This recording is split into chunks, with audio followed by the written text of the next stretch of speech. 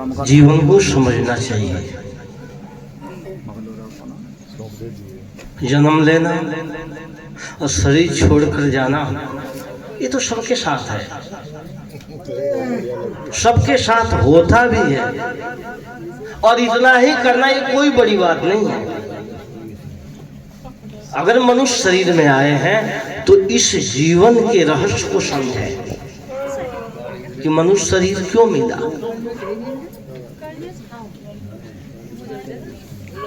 साहब ने कहा है कहीं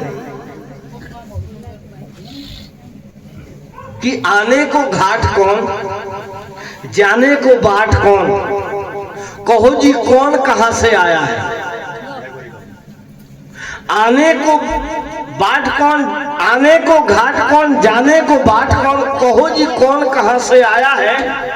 जीव कौन, शिव कौन, कौन किस में समाया है। आ कहीं कबीर जन इतना ही नहीं जाना तो मनुष्य देह में क्या झक मारने को आया है, किस लिए आया है। मनुष्य जीवन है, समझिए। अन्य जीवन की तो बात छोड़ो, वहां तो समझ है ही नहीं। मनुष्य के अलावा जो अन्य खानियां हैं वहां समझ नहीं है, वहां बोध भी नहीं हो सकता। ये सिर्फ मनुष्य में होता, सिर्फ मनुष्य में। इसलिए मनुष्य जीवन श्रेष्ठ कहा गया।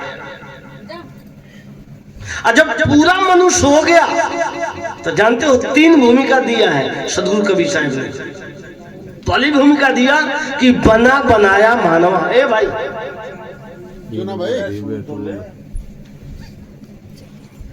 बना बनाया मानवा बिना बुद्धि बेतुल, और कहा लाल ने कीजिए बिना बास का फूल।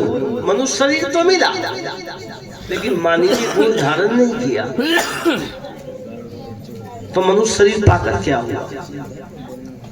वो निम्न कोटि का जीवन है, सिर्फ पेट तक सीमित रहना, पेट भरना और पेट के लिए जाना, उसके लिए है ये कि मनुष्य शरीर तो मिला लेकिन मानवीय गुण धारण नहीं किया। ये नहीं समझा कि मनुष्य शरीर क्यों मिला है। दिन रात खाना और सोना और फिर खाने के लिए दौड़ना, और तीसरा काम नहीं। मैं कौन हूं, बंधन क्या है, इस जगत से हमारा संबंध क्यों है, इसकी कोई चिंतन नहीं, इसका कोई विचार नहीं, इसका कोई संस्कार नहीं, तो जीवन जीवन नहीं है, वो कोई जीवन नहीं है। लेकिन जब ऊपर उठता है, इस स्तर से जब ऊपर उठता है, संस्कार मिल जाता है, चाहे माँ बाप के द्वारा मिले चाहे पड़ोस के द्वारा मिले। समझ लेना, कितने ऐसे सज्जन प्रेमी हैं जो पड़ोस के द्वारा संस्कार लेकर के भी घर में नहीं है, घर में बिल्कुल संस्कार। अभी मैं महाराष्ट्र में था, वहां एक लड़की 8वीं में पढ़ती है, उस दिन स्कूल नहीं गई जिस दिन संत महात्माओं की पूजा था। नए घर का उद्घाटन किए हम लोग, 4-5 महात्मा थे। उसने अपने माँ को बताया, अपनी माँ को बताया कि माँ मैं आज स्कूल नहीं जाऊंगी। कहा क्यों? कहीं कमलाकर माली के यहाँ महात्मा लोग आए हैं, हम उनकी पूजा देखने जाएंगे, उनका सत्संग देखने जाएंगे। आई लड़की और देखा, घर में जाके बताया, पड़ोस की लड़की थी। मैंने पूछा ये लड़की कहाँ की है? उसने कहा पड़ोस की है। हम इसका घर कैसा है? उसने कहा साहब इसके घर में तो मांस पकता है, शराब की जो है ना बोतल टूटती है, रोज मांस पकता है। हमें देखो उन नरक में रहने वाले लोगों से अलग हटके वो आई संतों के पास। घर में संस्कार नहीं है, फिर भी उसके अंदर संस्कार कहां से जागृत हुआ? क्योंकि उसके अंदर ये संस्कार निहित थे, तभी तो उभर के सामने आए, देख के सामने आए। पड़ोस से भी संस्कार आ जाता है, ये समझ लेना। फिर हम गए उसके घर जाके देखा 4 लड़कियां हैं, ग्रेजुएशन की हुई 2 लड़कियां हैं, एक हाई स्कूल में है, एक छोटी है 8वीं में। जब उसके पिता के साथ बैठे, उसकी माँ के साथ बैठे, उस दिन संकल्प करके आया कि आज के बाद से तुम्हारे घर में नहीं शराब की बोतल खुलनी चाहिए और नहीं मांस पकनी चाहिए। उसने कहा बहुत दिनों के बाद हमारे घर में तो कोई संत आता नहीं, किस भाग्य से आ गए। उसने संकल्प किया कि आज के बाद से मैं शराब भी नहीं पीऊंगा और मांस भी नहीं खाऊंगा। कितना जीवन का एक स्तर है, एक स्टेज है, लाइफ का एक स्टेज है, जीवन जीने का ढंग। अभी समझ लेना, वो धीरे धीरे ऊपर उठेगा। लेकिन कहीं कहीं देखा जाता है जिस घर में संत महात्मा जाते हैं, पीढ़ी दर पीढ़ी, कई पीढ़ियां, 4 पीढ़ी निकल जाती है। दुर्भाग्य की बात है कि आज उस घर में संत महात्मा नहीं है। जब संत महात्मा नहीं जाएंगे तो फिर वो कहां से जीवन खिलेगा। मनुष्य शरीर पाया ना, ये दुर्भाग्य की बात है। इसलिए ऐसा जीवन नहीं जीना जिससे ये पता लगे कि हम पशु हैं, ऐसा जीवन नहीं। मनुष्य का जीवन जिए। दूसरा स्टेज सदगुरु ने दिया कि मानुष होए के ना मुआ, मुआ सो डांगा ठोर, एक को जीव ठौर नहीं लागा, भया सो हाथी घोड़।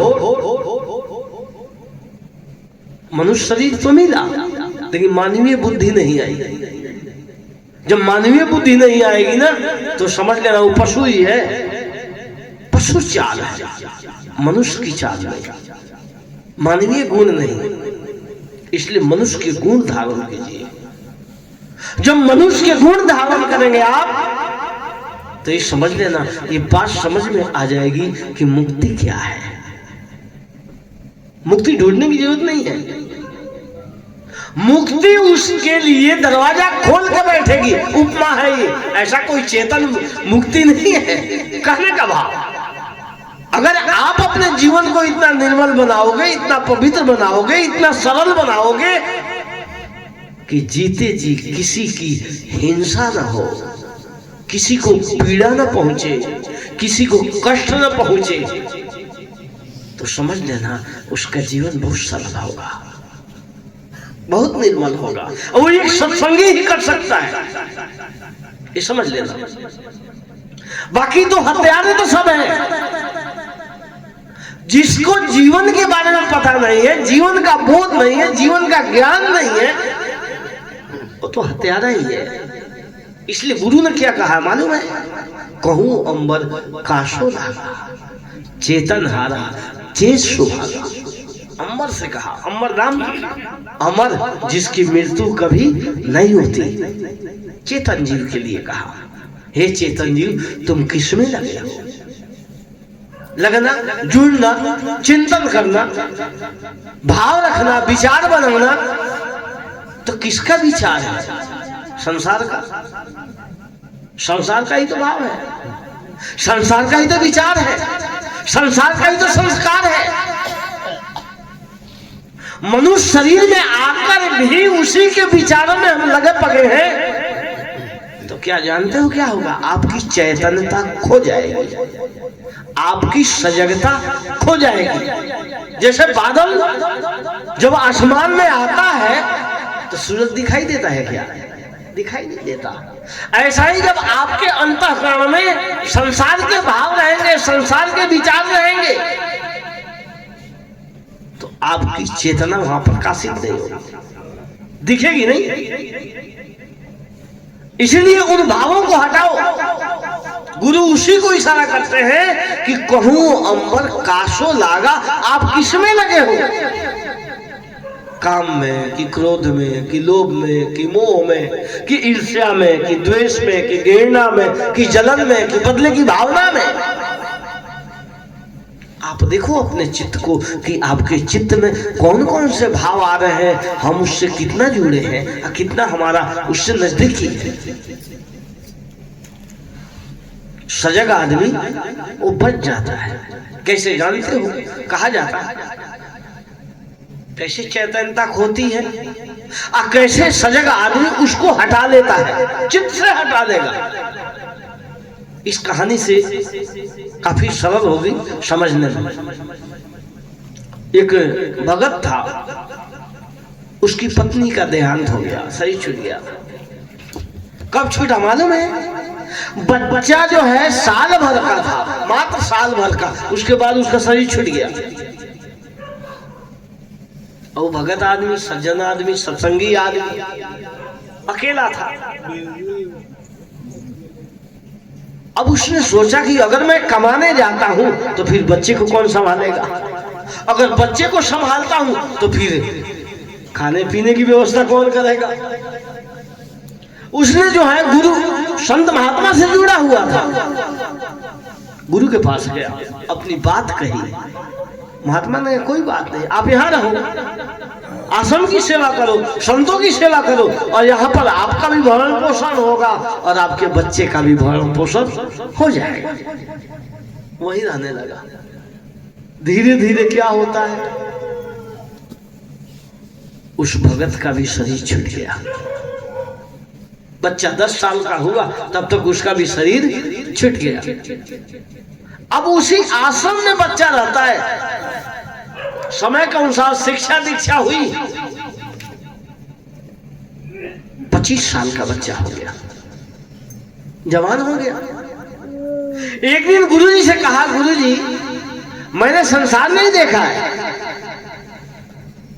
और मैं चाहता हूं कि भ्रमण पर निकलूं।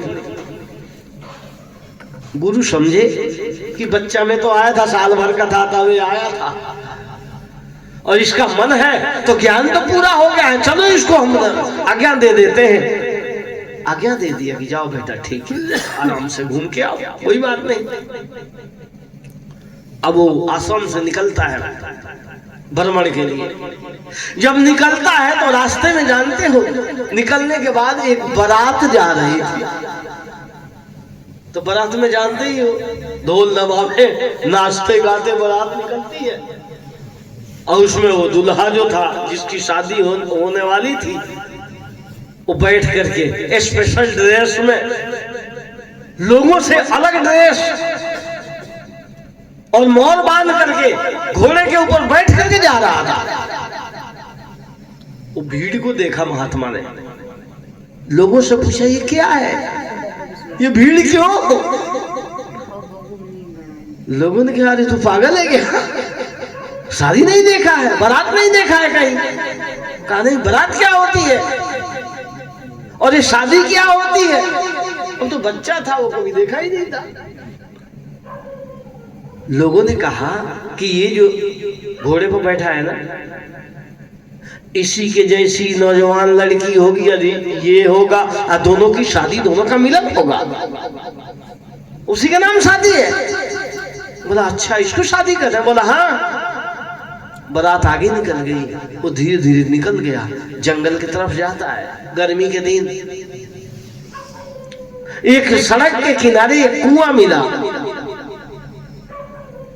और उसके आसपास पेड़ थे, पेड़ों की छाया उस कुएं की चौतरे के ऊपर पड़ी। उसने सोचा चलो गर्मी तो है ही, ऐसा करते हैं पानी भी पी लेता हूं, थोड़ा आराम भी कर लूंगा इसकी छाया में, और जब और धूप ढल जाएगी तब मैं आगे निकलूंगा। पानी निकाला, वहां पर बाल्टी और रस्सी थी, पानी निकाला, हाथ मुंह धोया, पानी पिया, और सोचा कि चलो थोड़ा आराम कर ले। उसी जगत के ऊपर, नाम चौतरे के ऊपर, वो आराम करने लगा। महात्मा इतनी में क्या हुआ, वो स्वप्न आए, वो जो देखा था वो जो रास्ते में देखा था दृश्य, जो बातचीत किया था, वो गहराई से चित्त में पकड़ लिया, उसके संस्कार बन गए। और जब संस्कार बन गए तो क्या देखता है कि उसकी शादी हो गई है, साल भर की शादी हो गई है, एक बच्चा हुआ है। पत्नी कहती है सुनो जी, कहा थोड़ा सा सड़क के सो, बीच में बच्चे को सुनाऊंगी। जो ही वो सड़कता है तो धम से कुएं में गिर जाता है। जब कुएं में गिर गया तो आसपास लोग खेतों में काम करते थे, लोग आए, दौड़े, निकाला, कुएं से निकाला। लोगों ने पूछा महाराज जी ये बताओ इस कुएं में किसने डाला, दूसरा कोई तो था नहीं, आप अकेले आराम कर रहे थे। उसने कहा मैं क्या कहूं, सपने के बीवी और बच्चों में कुएं में डाल दिया। तो जब सपने के बीवी और बच्चे जब कुएं में डालते हैं तो जागृत के बीवी और बच्चे कहां छोड़ेंगे भाई। और सजग हो गया, घूमने तो निकला था, वो सजग हो गया कि आज के बाद से पूरी सजगता के साथ जीवन जीऊंगा। भ्रमण करके आया। मतलब क्या है, आदमी जब बेहोश में होता है ना, वही संस्कार तैयार हो जाता है। मनुष्य जीवन है संस्कारों को मिटाने का अवसर है, बढ़ाने का नहीं, संबंधन करने का नहीं, विस्तृत करने का नहीं, विस्तार करने का नहीं, उसको मिटाने का अवसर है।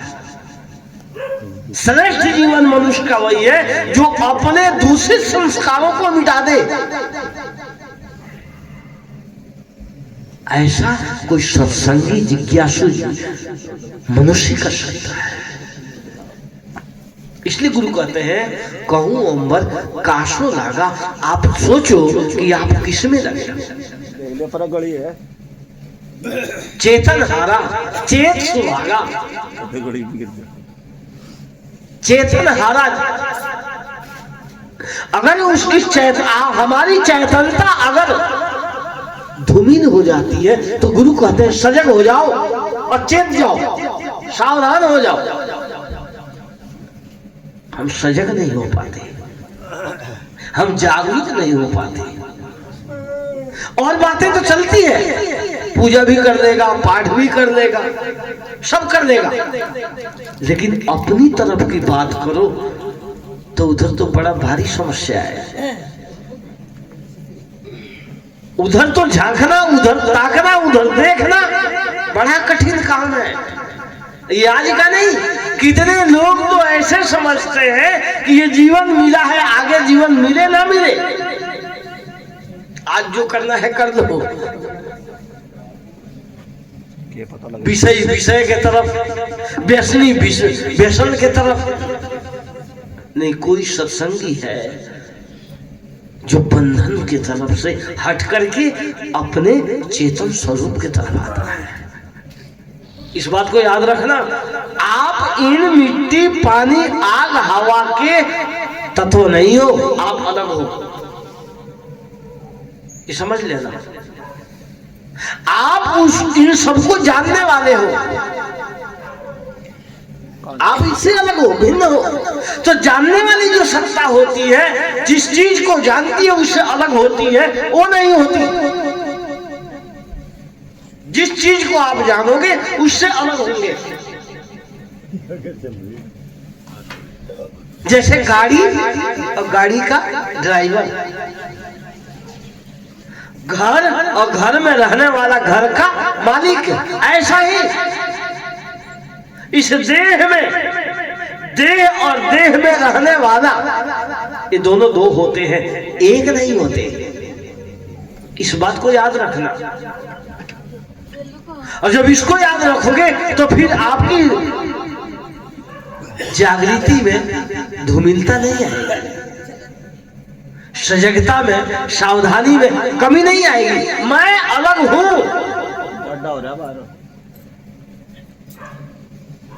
विचारों से भी, भावों से भी, संस्कारों से भी, ये संसार से भी आप अलग हो। इसको भी थोड़ा संस्मरण रखिए। हम एक ही तरफ देखते हैं, अपने तरफ नहीं देखते। जगत के तरफ देखते हैं, जगत को देखते हैं, अपने को थोड़ी देखते हैं। जगत को ही देखते हैं, चाहे गोरा हो, चाहे काला हो, चाहे मोटा हो, चाहे छोटा हो, चाहे सुंदर हो, चाहे कुरूप हो, वो जगत के तरफ ही देखते हैं। ये नहीं देखते कि इसको देखता कौन है, कि ये अच्छा है और ये बुरा है, इसका चिंतन कौन करता है, इसको समझने वाला कौन है, उधर तो है ही नहीं। इसलिए कहा जगाओ भाई की जगह, एक बार और जगा दो। चल भाई एक महाराज जी तो सोने लग रहा है।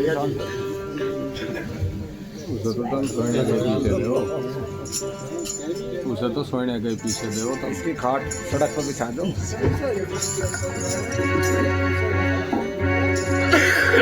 जगा लो। चल भाई